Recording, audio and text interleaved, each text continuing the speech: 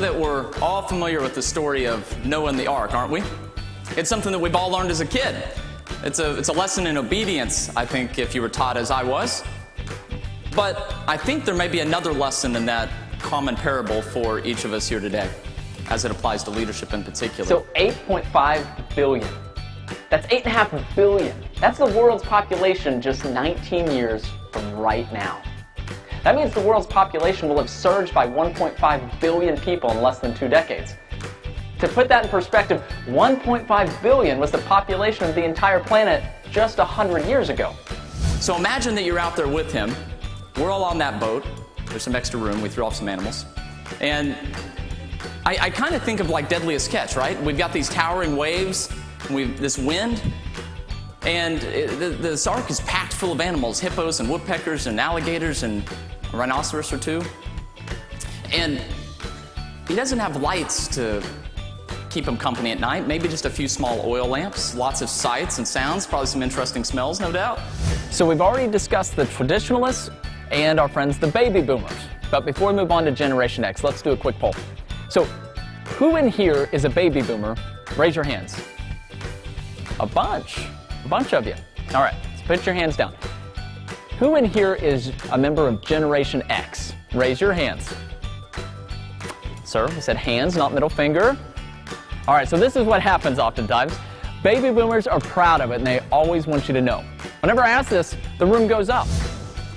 In all of those external conditions, the waves and the wind, I can't help but think that Noah was confident that it was not going to be some external condition that brought down the vessel.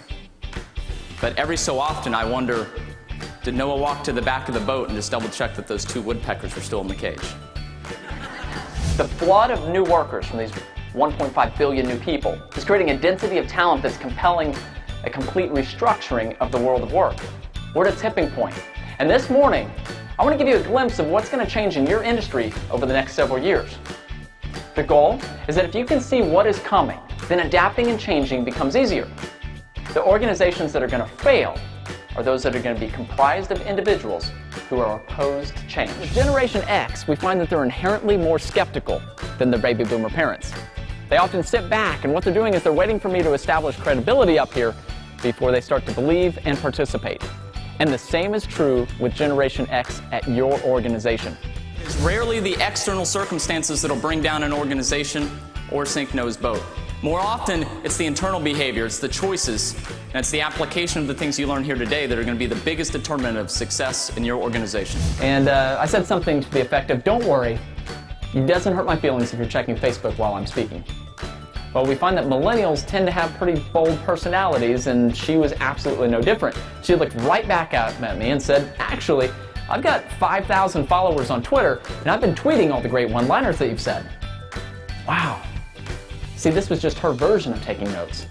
And it reminded me that if we make assumptions based on our perceptions of behavior, well, we risk destroying a relationship, rather than empowering individuals to make an impact in the way that best suits their passions and their talents.